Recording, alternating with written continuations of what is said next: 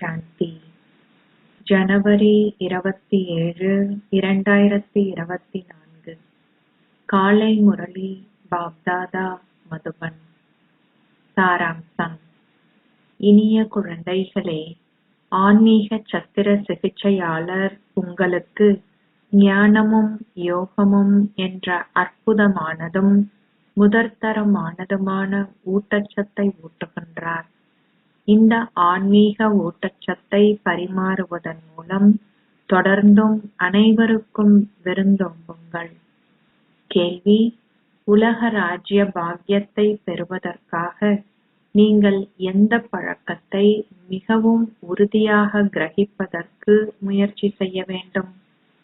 பதில்: ஞானமாகிய மூன்றாவது கண்ணினால் அமரத்துவமான தமது சிம்மாசனத்தில் அமர்ந்துள்ள ஆத்மாக்களை உங்கள் சகோதரர்களாக பார்க்கின்ற முயற்சியை செய்யுங்கள். அனைவரையும் சகோதரர்களாக கருதி அவர்களுக்கு ஞானத்தை கொடுங்கள்.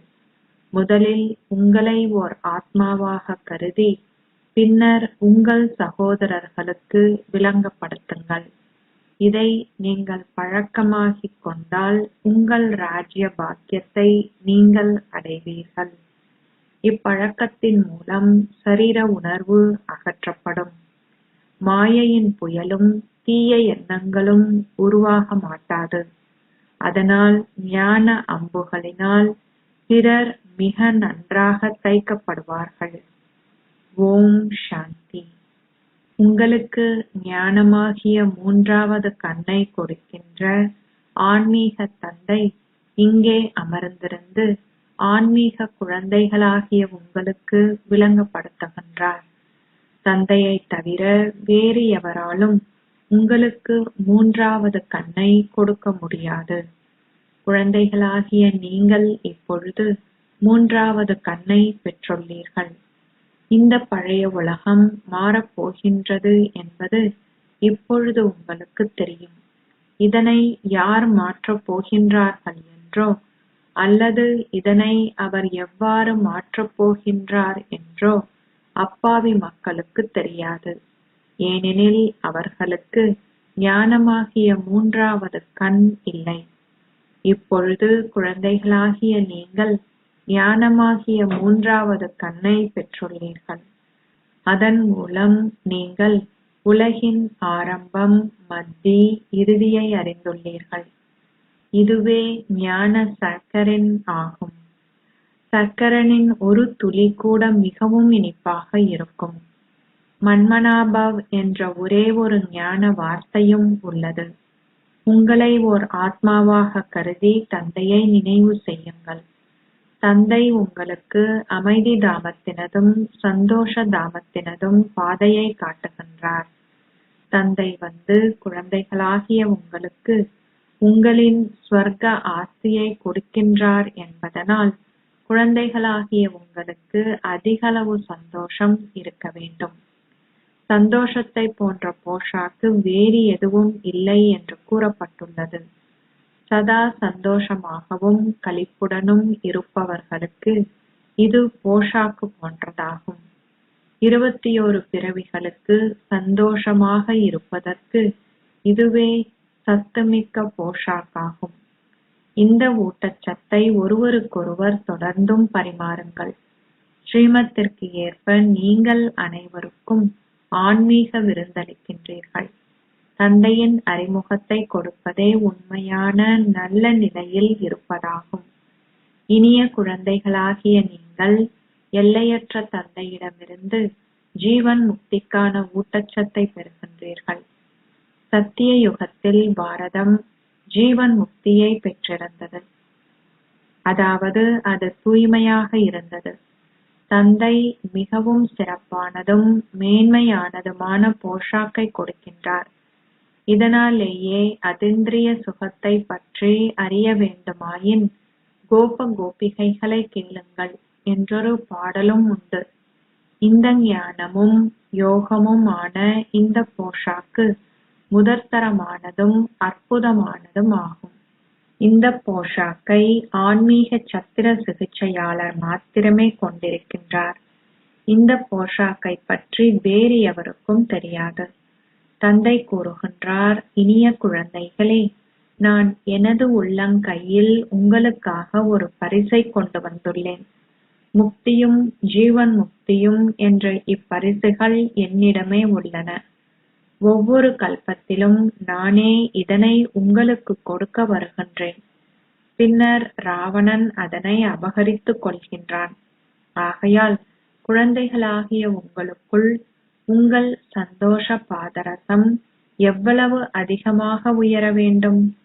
ஆசிரியரும் உண்மையான சத்குருவுமான ஒரே ஒரு தந்தையே உங்களை மீண்டும் தன்னுடன் அழைத்து செல்கின்றார் என்பதை நீங்கள் அறிவீர்கள். நீங்கள் உலக ராஜ்யத்தை அதி அன்பிற்கினிய தந்தையிடமிருந்து பெறுகின்றீர்கள். இது ஒரு சிறிய விஷயமல்ல.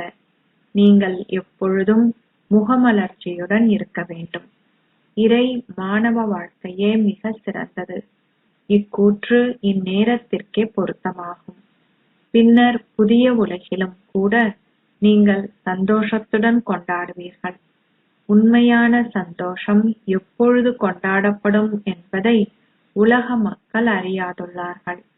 மனிதர்களுக்கு சத்திய யுகத்தை பற்றிய எந்த ஞானமும் இல்லை. எனவே அவர்கள் தொடர்ந்தும் இங்கே கொண்டாடிக் கொண்டிருக்கின்றார்கள். எவ்வாறாயினும் இந்த பழைய தமோபிரதான் உலகில் சந்தோஷம் எங்கிருந்து வரும்? இங்கு மக்கள் தொடர்ந்தும் விரக்தி கூக்குரல் இடுகின்றார்கள். இது அத்தகைய துன்பமிக்க உலகமாகும்.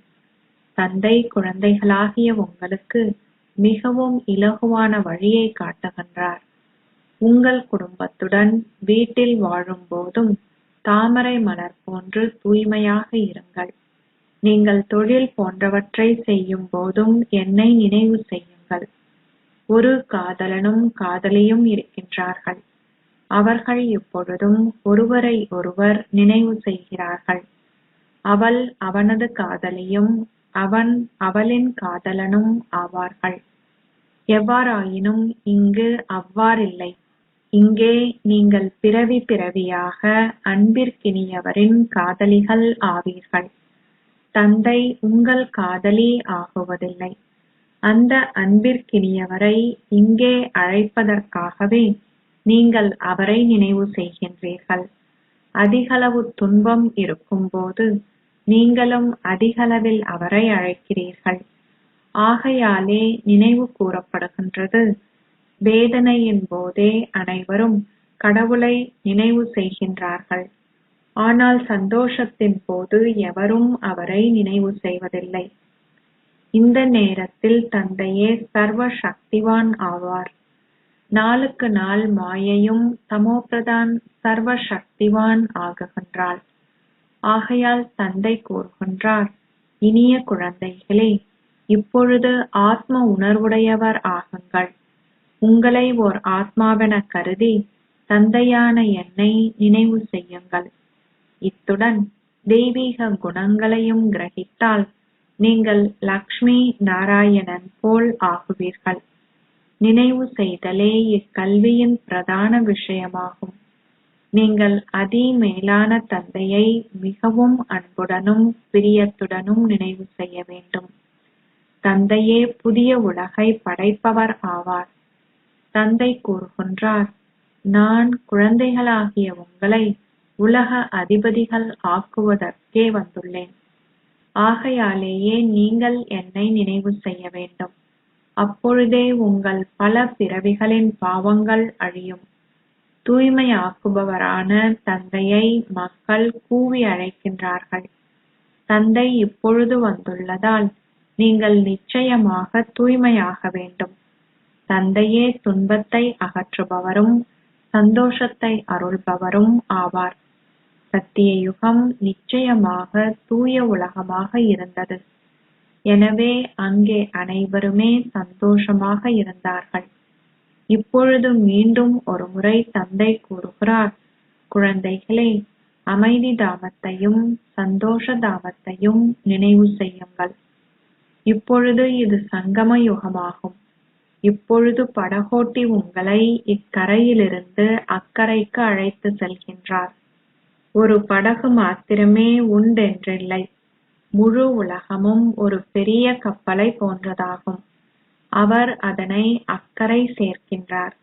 இனிமையான குழந்தைகளாகிய உங்களுக்கு அதிகளவு சந்தோஷம் இருக்க வேண்டும். உங்களுக்கு சந்தோஷத்தை தவிர வேறு எதுவும் இல்லை. ஆஹா, எல்லையற்ற தந்தை எங்களுக்கு கற்பிக்கின்றார்.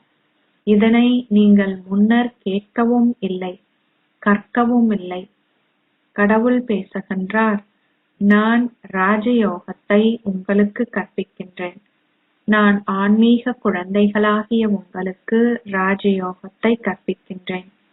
எனவே நீங்கள் அதனை முழுமையாக கற்க வேண்டும். நீங்கள் கற்பதுடன் முழுமையாக கிரகிக்கவும் வேண்டும். எவ்வாறாயினும் கற்பதில் அனைவரும் வரிசை கிரமமாகவே உள்ளனர். நான் உயர்ந்த நிலையிலா, மத்தியம நிலையிலா அல்லது குறைந்த நிலையிலா உள்ளேன் என்று உங்களையே நீங்கள் கேட்க வேண்டும். தந்தை கூறுகின்றார், நான் ஓர் உயர்ந்த அந்தஸ்தை பெற தகுதியாக உள்ளேனா, நான் ஆன்மீக சேவை செய்கின்றேனா என்று உங்களை நீங்கள் சோதித்து பாருங்கள். தந்தை கூறுகின்றார், குழந்தைகளே, சேவை செய்பவராகி தந்தையை பின்பற்றுங்கள். நான் சேவை செய்வதற்காகவே வந்துள்ளேன். நான் தினமும் சேவை செய்கின்றேன்.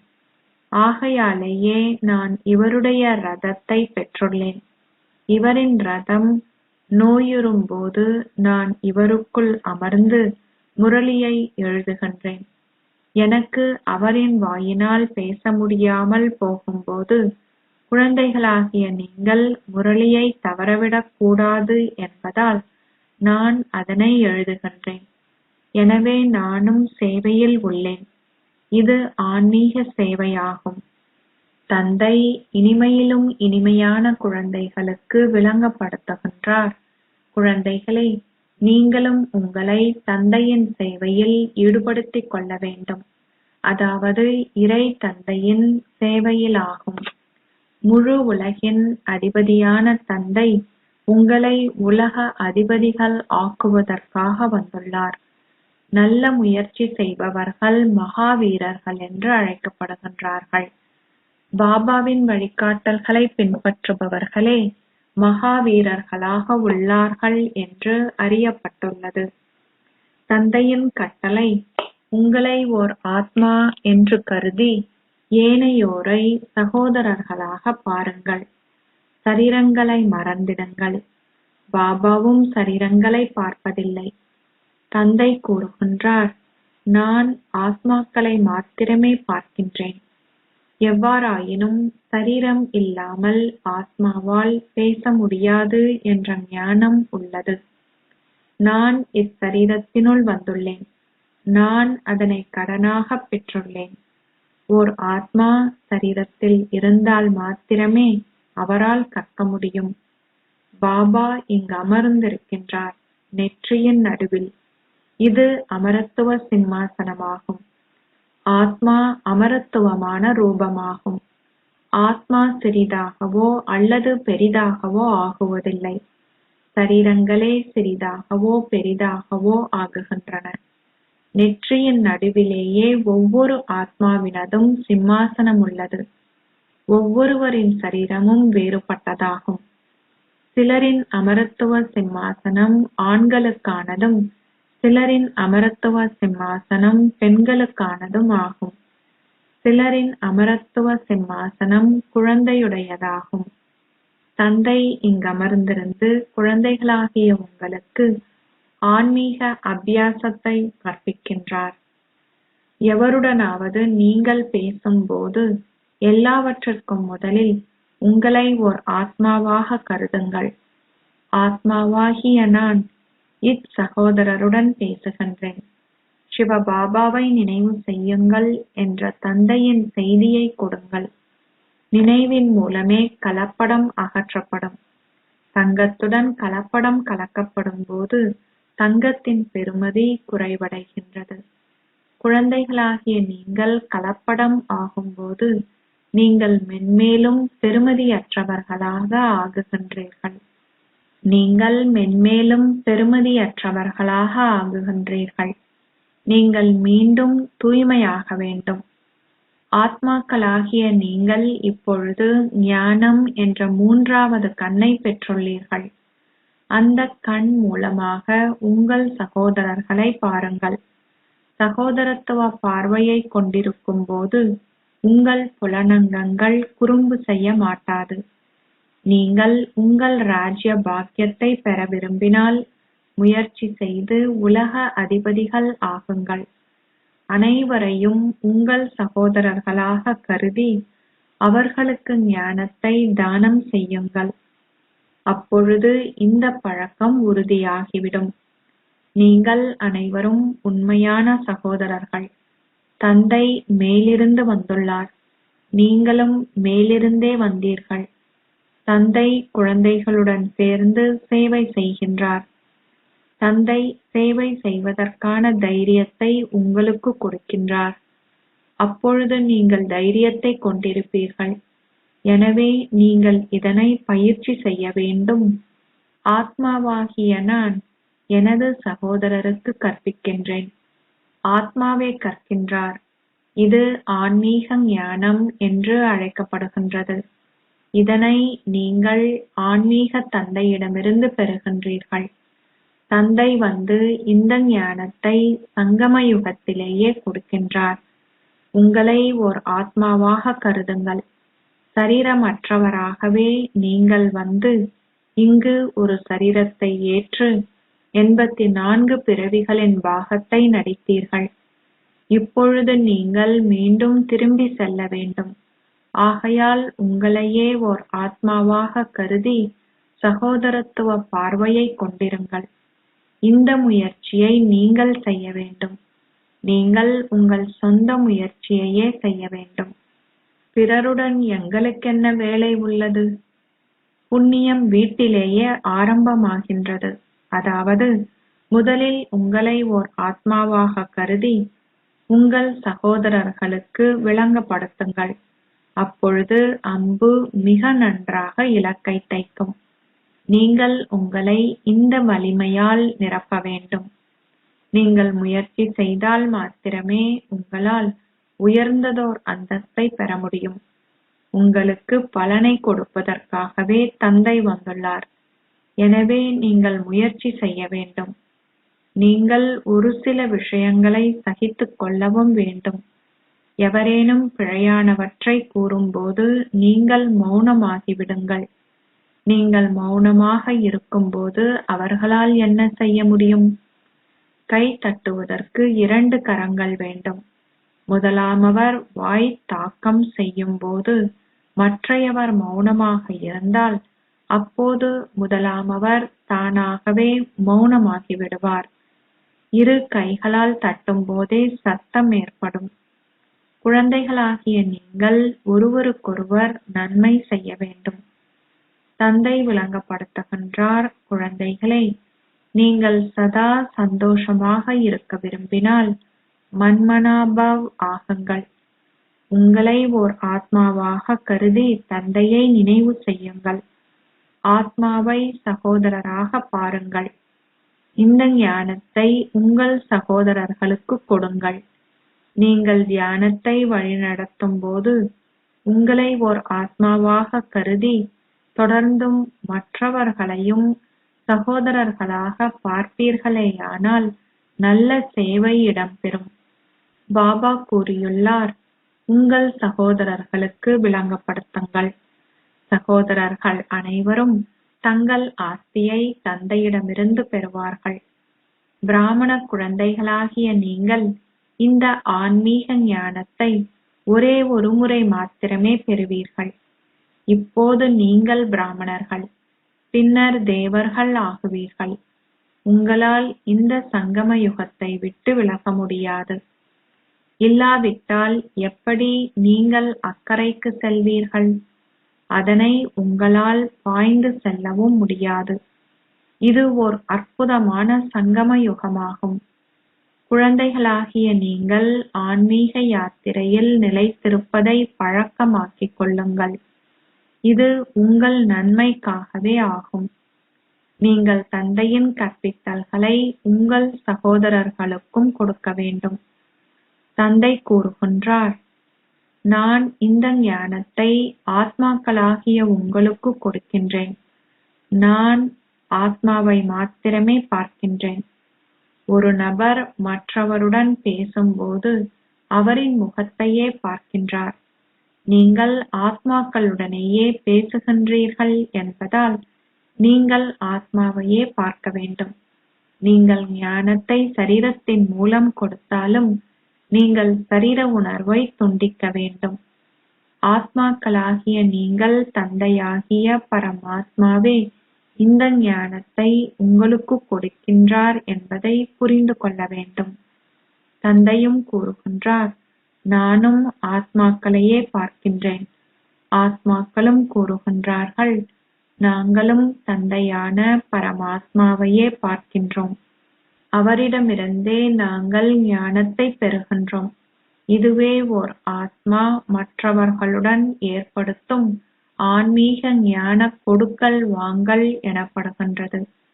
ஞானம் ஆத்மாவினுள்ளேயே இருக்கின்றது. ஞானம் ஆத்மாவுக்கே கொடுக்கப்பட வேண்டும். இது சக்தி போன்றது. நீங்கள் பிறருக்கு விளங்கப்படுத்தும் போது உங்கள் ஞானம் சக்தி வாய்ந்ததாக இருந்தால் அது உடனடியாகவே இலக்கை தாக்கும். தந்தை கூறுகின்றார், இதனை பயிற்சி செய்து அம்பு இலக்கை தைக்கின்றதா என பாருங்கள். இந்த புதிய பழக்கத்தை ஏற்படுத்தும் போது சரீர உணர்வு அகற்றப்பட்டுவிடும். சிறு சிறு மாயையின் புயல்களே வரும். நீங்கள் தீய எண்ணங்கள் எதனையும் கொண்டிருக்க கூடாது. குற்றப்பார்வையும் இருக்கக்கூடாது. ஆத்மாக்களாகிய நாங்கள் 84 பிறவி சக்கரத்தை சுற்றி வந்துள்ளோம். இப்போது நாடகம் முடிவடைய உள்ளது. நீங்கள் இப்பொழுது பாபாவின் நினைவில் நிலைத்திருக்க வேண்டும். நினைவின் மூலம் தமோ பிரதானிலிருந்து சதோ பிரதான் ஆக வேண்டும். அப்போது நீங்கள் சதோ பிரதான் உலகின் அதிபதிகள் ஆக முடியும். இது மிகவும் இலகுவானதாகும். குழந்தைகளுக்கு கற்பித்தல்களை கொடுப்பதே தந்தையின் பாகம் என்பது அவருக்கு தெரியும். இது ஒரு புதிய விஷயமல்ல. நான் 5000 வருடங்களுக்கு ஒருமுறை வரவேண்டும். நான் இந்த பந்தனத்தில் கட்டுண்டுள்ளேன். நான் இங்கமர்ந்திருந்து குழந்தைகளாகிய உங்களுக்கு விளங்கப்படுத்துகின்றேன். இனிய குழந்தைகளே, நினைவு யாத்திரையில் நிலைத்திருங்கள். அப்போது உங்கள் இறுதி எண்ணங்கள் உங்களை உங்களின் இலக்குக்கு இட்டுச் செல்லும். இதுவே உங்கள் இறுதி காலமாகும். என்னை மாத்திரம் நினைவு செய்தால் நீங்கள் ஜீவன் முக்தியை பெறுவீர்கள். ஆத்ம உணர்விற்கு வருவதற்கான இக்கற்பித்தல்களை ஒருமுறை மாத்திரமே குழந்தைகளாகிய நீங்கள் பெறுவீர்கள். இது அத்தகையதோர் அற்புதமான ஞானமாகும். பாபா அற்புதமானவர். பாபாவின் ஞானமும் அற்புதமானது. வேறு எவராலும் இதை எந்த வேளையிலும் உங்களுக்கு சொல்ல முடியாது. இப்போது இது வீடு திரும்புவதற்குரிய நேரமாகும். இதனாலேயே தந்தை கூறுகின்றார், இனிய குழந்தைகளே, இதனை பயிற்சி செய்யுங்கள். உங்களை ஓர் ஆத்மாவாக கருதி ஆத்மாக்களுக்கு ஞானத்தை கொடுங்கள். ஏனையவர்களை சகோதரர்களாக பார்ப்பதற்கு உங்களின் 3வது கண்ணை பயன்படுத்த வேண்டும். இதுவே மிக பெரிய முயற்சியாகும். அச்சா, இனிமையிலும் இனிமையான அன்புக்குரிய, எப்போதோ தொலைந்து இப்போது கண்டுபிடிக்கப்பட்டிருக்கும் குழந்தைகளுக்கு தாய் தந்தையாக இருக்கும் பாப் தாதாவின் அன்பும் நினைவுகளும் காலை வந்தனங்களும். ஆன்மீக தந்தை ஆன்மீக குழந்தைகளுக்கு நமஸ்தே சொல்கிறார். ஆன்மீக குழந்தைகள் ஆன்மீக தந்தைக்கு நமஸ்தே சொல்கின்றனர். தாரணைக்கான சாராம்சம். 1. குழந்தைகளாகிய உங்களுக்காக ஆன்மீக சேவை செய்வதற்கு தந்தை வந்துள்ளதைப் போன்று தந்தையை பின்பற்றி ஆன்மீக சேவை செய்யுங்கள். தந்தையின் வழிகாட்டல்களை பின்பற்றி சந்தோஷம் என்ற போஷாக்கை உண்பதுடன் பிறருக்கும் அதனை பரிமாறுங்கள். 2. எவரேனும் பிழையாக எதையேனும் கூறினால் மௌனமாகிவிடுங்கள். வாய் தாக்கம் இருக்கக்கூடாது. நீங்கள் அனைத்தையும் சகித்துக் கொள்ள வேண்டும். ஆசீர்வாதம். நீங்கள் இயல்பான யோகியாக இருந்து திட சங்கற்ப சக்தியால் உங்கள் மனதையும் புத்தியையும் உங்களின் ஆசனத்தில் நிலைநிறுத்துவீர்களாக. குழந்தைகளாகிய நீங்கள் தந்தையின் மீது அன்பு வைத்திருக்கிறீர்கள். அதனால்தான் நீங்கள் இருக்கும் போதும், நடக்கும் போதும், நகரும் போதும், சேவை செய்யும் போதும் சக்தி வாய்ந்த நினைவை கொண்டிருப்பதில் அதிக கவனம் செலுத்த வேண்டும். இருப்பினும் உங்கள் மனதின் மீது உங்களுக்கு முழுமையான கட்டுப்பாடு இல்லை என்றால், உங்கள் மனம் ஒழுங்காக இல்லாவிட்டால் நீங்கள் சிறிது நேரம் சரியாக உட்கார்ந்திருப்பீர்கள். பின்னர் அமைதியை இழந்து பரபரப்பு அடைவீர்கள். சில நேரங்களில் நீங்கள் ஒழுங்காக இருப்பீர்கள். சில சமயங்களில் நீங்கள் குழப்பத்துடன் இருப்பீர்கள். இருப்பினும் நீங்கள் ஒரு நிலையான மற்றும் ஸ்திரமான நிலை என்ற ஆசனத்தில் உங்கள் மனதையும் புத்தியையும் நிலைநிறுத்த ஒருமுகப்படுத்தும் சக்தி மற்றும் திட சங்கற்ப சக்திகளை பயன்படுத்தினால் நீங்கள் இலகுவான யோகியாக மாறுவீர்கள். ஸ்லோகம். தேவைப்படும் நேரத்தில் உங்கள் சக்திகளை பயன்படுத்துங்கள். உங்களுக்கு நல்ல அனுபவங்கள் கிடைக்கும். ஓம் சாந்தி. அவ்யக்த மௌனத்தின் மூலம் லேசான ஒளியான தேவதை நிலையை அனுபவம் செய்யுங்கள். இப்போது ஒவ்வொரு பிராமணரும் தந்தை பிரம்மாவைப் போல் உயிருள்ள உருவமாக மாற வேண்டும். ஒளி மற்றும் சக்தி வீட்டின் மிதவையாக ஜாக்கி அணிவகுப்பு ஆகுங்கள். எண்ணத்தின் சக்தி மற்றும் மௌனத்தின் சக்தி பற்றிய விரிவுரையை தயாரித்து உங்கள் கர்மாதீத், டபுள் லைட், தேவதை நிலை ஆகியவற்றில் ஓர் ஆசீர்வதிக்கப்பட்ட உருவமாக உங்கள் பங்கை செய்யுங்கள். அப்போது நீங்கள் முழுமைக்கு அருகில் வருவீர்கள். கர்மாதீத் நிலை மூலம் உங்கள் எண்ணங்கள் நீங்கள் எங்கு வேண்டுமானாலும் சென்றடைவதை அனுபவம் செய்வீர்கள். ஓம் சாந்தி.